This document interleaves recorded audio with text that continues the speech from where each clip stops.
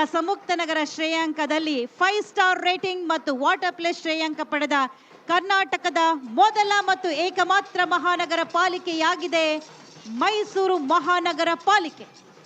ಬಂಧುಗಳೇ, ನಂತರ ಸಾಕ್ತಾ ಇರೋದು ಕರಗತಪ್ಪಟಂ, ತಮಿಳುನಾಡು ದಕ್ಷಿಣ ವಲಯ ಸಾಂಸ್ಥಿಕ ತಂಡ, ತಮಿಳುನಾಡು ಮೂಲದ ಜಾನಪದ ಕಲೆ. ವಾರ್ತಾ ಮತ್ತು ಸಾರ್ವಜನಿಕ ಸಂಪರ್ಕ ಇಲಾಖೆ, ಕರ್ನಾಟಕದ ನವನಿರ್ಮಾಣಕ್ಕೆ ಗ್ಯಾರಂಟಿ ಸರ್ಕಾರ. ಅಕ್ಟೋಬರ್ 2 ಗಾಂಧಿ ಜಯಂತಿ. ಇಂದು ಮೈಸೂರು ದಸರಾ ಜಂಬೂ ಸವಾರಿಯಲ್ಲಿ ಗಾಂಧೀಜಿಯವರು ಸಾರಿದಂತಹ ನನ್ನ ಜೀವನವೇ ನನ್ನ ಸಂದೇಶ ಹಾಗೂ ಬೆಳಗಾವಿಯಲ್ಲಿ 1924ರಲ್ಲಿ ಮಹಾತ್ಮ ಗಾಂಧೀಜಿಯವರ ನೇತೃತ್ವದಲ್ಲಿ ನಡೆದ ರಾಷ್ಟ್ರೀಯ ಕಾಂಗ್ರೆಸ್ ಅಧಿವೇಶನಕ್ಕೆ 100 ವರ್ಷಗಳು ತುಂಬಿವೆ. ಈ ಹಿನ್ನೆಲೆಯಲ್ಲಿ ಸ್ತಬ್ಧ ಚಿತ್ರವನ್ನ ಪ್ರದರ್ಶನ ಮಾಡಲಾಗ್ತಾ ಇದೆ. ನೀವಿಲ್ಲಿ ಅನ್ನಭಾಗ್ಯ ಯೋಜನೆ, ಗೃಹ ಜ್ಯೋತಿ, ಗೃಹಲಕ್ಷ್ಮಿ, ಶಕ್ತಿ ಯೋಜನೆ, ಯುವ ನಿಧಿಯನ್ನ ಕಾಣ್ತಾ ಇದ್ದೀವಿ. ಶಕ್ತಿ ಯೋಜನೆ ರಾಜ್ಯದಾದ್ಯಂತ ಸಾರಿಗೆ ಬಸ್ಸುಗಳಲ್ಲಿ ಮಹಿಳೆಯರಿಗೆ ಉಚಿತ ಪ್ರಯಾಣ ಒದಗಿಸುವ ಮಹತ್ವದ ಯೋಜನೆ. ರಾಜ್ಯದ ಎಲ್ಲಾ ವಯಸ್ಸಿನ ಮಹಿಳೆಯರು ತಮ್ಮ ಆಧಾರ್ ಕಾರ್ಡ್ ಅಥವಾ ಮತ್ಯಾವುದೇ ಗುರುತಿನ ಚೀಟಿ ತೋರಿಸಿ ಉಚಿತವಾಗಿ ಸಾರಿಗೆ ಬಸ್ಸುಗಳಲ್ಲಿ ಪ್ರಯಾಣ ಮಾಡಬಹುದು. ಇದರಿಂದ ಬಡ ಮತ್ತು ಮಧ್ಯಮ ಕುಟುಂಬಗಳ ಉದ್ಯೋಗಸ್ಥ ಮಹಿಳೆಯರಿಗೆ ಅತ್ಯಂತ ಹೆಚ್ಚು ಅನುಕೂಲವಾಗಿದೆ. ಗೋಲ್ಡನ್ ಬುಕ್ ಆಫ್ ರೆಕಾರ್ಡ್ಸ್ ದಾಖಲೆಯನ್ನ ಬರೆದಿದೆ ಶಕ್ತಿ ಯೋಜನೆ. ಆರ್ಥಿಕವಾಗಿ ಮತ್ತು ಸಾಮಾಜಿಕವಾಗಿ ಹಿಂದುಳಿದ ಮಹಿಳೆಯರಿಗಾಗಿ ನೀಡಿದ ಮಹತ್ವಪೂರ್ಣ ಯೋಜನೆ ಗೃಹಲಕ್ಷ್ಮಿ.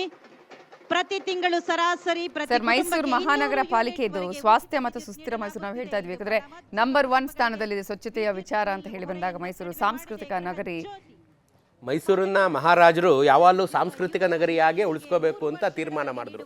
1827-28 ಸುಮಾರಿಗೆ ಲಾರ್ಡ್ ವಿಲಿಯಂ ಬೆಂಟಿಕ್ ಏನಿದ್ದಾನೆ ಅವನು ಬೆಂಗಳೂರನ್ನ ರಾಜಧಾನಿಯನ್ನಾಗಿ ಮಾಡ್ಕೋಬೇಕು ಅಂತ ಡಿಸೈಡ್ ಮಾಡಿದವನು. ಮಹಾರಾಜ 3ನೇ ಕೃಷ್ಣರಾಜ ಒಡೆಯರ್ ಜೊತೆ ಚರ್ಚೆ ಮಾಡಿ ನಾವು ಬೆಂಗಳೂರನ್ನ ರಾಜಧಾನಿಯನ್ನಾಗಿ ಮಾಡಿ ಹೊಸ ಬೆಂಗಳೂರನ್ನ ಹೊಸ ಊರನ್ನು ಕಟ್ಟೋಣ, ಮೈಸೂರು ಸಾಂಸ್ಕೃತಿಕ ರಾಜಧಾನಿಯಾಗಿ ಉಳ್ಕೊಳ್ಳಿ ಅಂತ ಡಿಸೈಡ್ ಮಾಡಿದವನು. ಹಾಗಾಗಿ 3ನೇ ಕೃಷ್ಣರಾಜ ಒಡೆಯರು, 10ನೇ ಚಾಮರಾಜ ಒಡೆಯರು, 4ನೇ ಕೃಷ್ಣರಾಜ ಒಡೆಯರು, ಜಯಚಾಮರಾಜ ಒಡೆಯರು ತಮ್ಮ ಹೆಚ್ಚಿನ ದಿನಗಳನ್ನು ಬೆಂಗಳೂರಲ್ಲಿ ಕಳೆದರು. 10ನೇ ಚಾಮರಾಜ ಒಡೆಯರ ಕಾಲದಲ್ಲಿ ಬೆಂಗಳೂರು ಅತ್ಯಂತ ಉನ್ನತ ಮಟ್ಟಕ್ಕೆ ಏರ್ಬಿಟ್ಟಿದ್ದರಿಂದ ಬೆಂಗಳೂರಲ್ಲಿ ಸದಾ ಅವ್ರು ಇರಬೇಕು ಅನ್ನೋ ಕಾರಣಕ್ಕೆ ಬೆಂಗಳೂರಿನಲ್ಲಿ ಒಂದು ಕ್ಯಾಸಲ್ ರೀತಿ ಕಟ್ಟಿದ್ದಂಥ ಒಬ್ಬ ರೆವರೆಂಡ್ ಹತ್ರ ಇದ್ದಂಥ ಅರಮನೆಯ ರೀತಿಯ ಒಂದು ಕಟ್ಟಡವನ್ನು ತಗೊಂಡು ಬೆಂಗಳೂರು ಪ್ಯಾಲೇಸ್ ಮಾಡಿಕೊಂಡ್ರು. 10 ಲಕ್ಷ ರೂಪಾಯಿಗೆ ಅವಾಗ ಖರೀದಿ ಮಾಡಿಕೊಂಡು ಅವ್ರು ಅಲ್ಲೇ ಇರ್ತಾಯಿದ್ರು.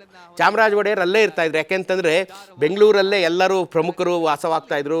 ಈಸ್ಟ್ ಇಂಡಿಯಾ ಕಂಪನಿಯ ಕಚೇರಿ ಮದ್ರಾಸ್ನಲ್ಲಿತ್ತು. ನಾವೇನು ಈಗ ಓಲ್ಡ್ ಮಡ್ರಾಸ್ ರೋಡ್ ಅಂತೀವಿ ಅದು ಹಾಕಿದವರೇ ಬ್ರಿಟಿಷರು. ಆಗ 1806ರಲ್ಲಿ ಬೆಂಗಳೂರಿಗೆ ಬಂದು ಬೆಂಗಳೂರನ್ನು ಕಟ್ಟೋದಕ್ಕೆ the biggest civil and military station of south India ಕಟ್ಟಿದ್ರು, ಅಂದರೆ ಕಂಟೋನ್ಮೆಂಟ್.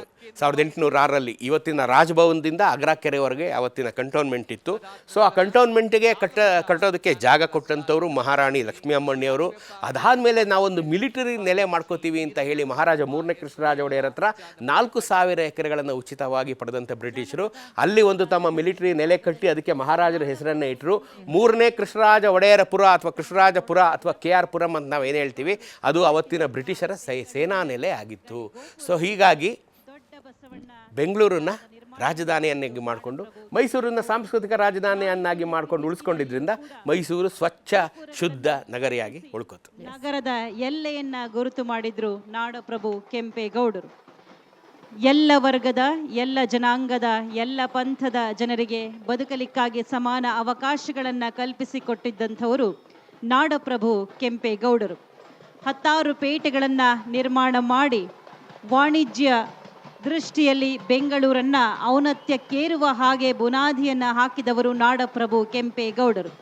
ಕೆರೆ ಕಟ್ಟೆಗಳನ್ನು ಕಟ್ಟಿಸಿ ನೀರಾವರಿ ಸಮೃದ್ಧವಾಗಿ ಇರುವ ಹಾಗೆ ಜಲ ಸುರಕ್ಷತೆಯನ್ನು ಆ ದಿನಮಾನಗಳಲ್ಲಿಯೇ ತಂದಂಥವರು ನಾಡಪ್ರಭು ಕೆಂಪೇಗೌಡರು. ಅವರು ಹಾಕಿಕೊಟ್ಟಂತಹ ಭದ್ರ ಬುನಾದಿಯ ಅಡಿಯಲ್ಲಿ ಬೆಂಗಳೂರು ಇಂದು ವಿಶ್ವವಿಖ್ಯಾತಿಯನ್ನು ಪಡೆದಿರುವಂಥ ಸಿಲಿಕಾನ್ ಸಿಟಿಯಾಗಿ ಮಹಾನಗರವಾಗಿ ರೂಪುಗೊಂಡಿದೆ.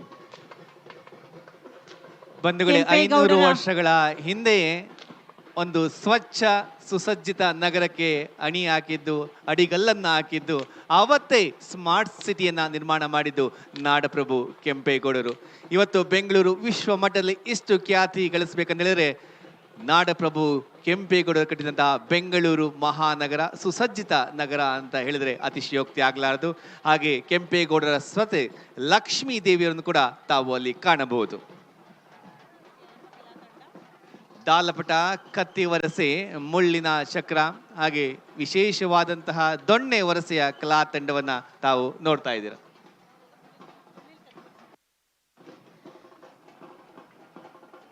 ದಾಲಪಟ, ಕತ್ತಿ ವರಸೆ, ಮುಳ್ಳಿನ ಚಕ್ರ ಇದು ಅಲೆಮಾರಿ ಕಲಾವಿದರ ಸಂಘ.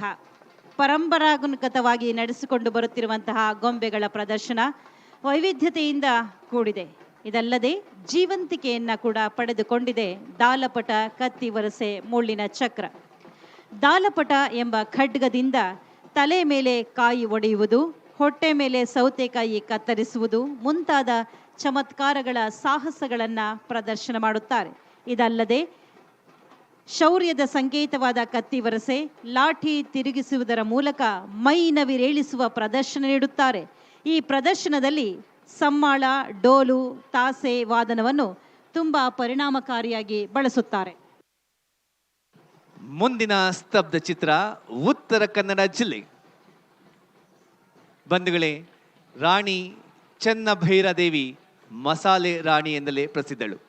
ರಾಣಿ ಚೆನ್ನಭೈರಾದೇವಿ ಸುಮಾರು 15ನೇ ಶತಮಾನದಲ್ಲಿ ಕರ್ನಾಟಕದಲ್ಲಿ ಪ್ರಭುತ್ವವನ್ನು ಹೊಂದಿದ ಶಕ್ತಿಶಾಲಿ ಸಾಂಪ್ರದಾಯಿಕ ನಾಯಕಿಯಾಗಿದ್ದು ಭಟ್ಕಳ, ಶಿರಸಿ, ಹೊನ್ನಾವರ ಮತ್ತಿತರ ಭಾಗಗಳಲ್ಲಿ ಪ್ರಸಿದ್ಧಿಯಾಗಿದ್ದರು. ಕಾಳು ಮೆಣಸು ಅಥವಾ ಕರಿ ಮೆಣಸು ವ್ಯಾಪಾರದಲ್ಲಿ ತೀವ್ರವಾಗಿ ತೊಡಗಿಸಿಕೊಂಡಿದ್ದು ಈ ವ್ಯಾಪಾರದ ಮೂಲಕ ಕಾಳು ಮೆಣಸಿನ ರಾಣಿ ಎಂಬ ಬಿರುದನ್ನು ಪಡೆದರು. ಮೆಣಸು ಮತ್ತು ಅನೇಕ ಇನ್ನಿತರ ವಸ್ತುಗಳನ್ನು ಯುರೋಪ್, ಇರಾನ್, ನೈಜೀರಿಯಾ ಮುಂತಾದ ದೇಶಗಳಿಗೆ ರಫ್ತು ಮಾಡಲಾಗುತ್ತಿತ್ತು.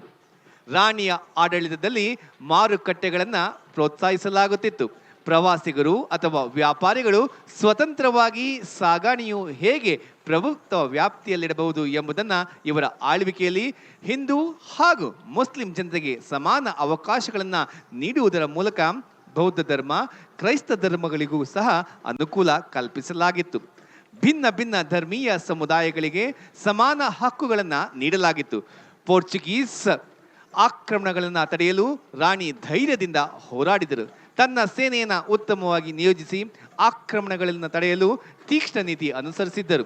ರಾಣಿಯ ಆಡಳಿತದಲ್ಲಿ ಕನ್ನಡ ಸಾಹಿತ್ಯ, ಜೈನ ಶಾಸನ ಹಾಗೂ ಇತರ ಭಾರತೀಯ ಕಲಾತ್ಮಕ ಕಾರ್ಯಗಳಲ್ಲಿ ಗಮನಾರ್ಹವಾದ ಹೂಡಿಕೆಯನ್ನು ತರಲಾಗಿತ್ತು. ಇವರ ಆಡಳಿತದಲ್ಲಿ ಸಾಮಾಜಿಕ ನ್ಯಾಯ ಮತ್ತು ಸಮಾನತೆ ನೀಡಲಾಗಿತ್ತು.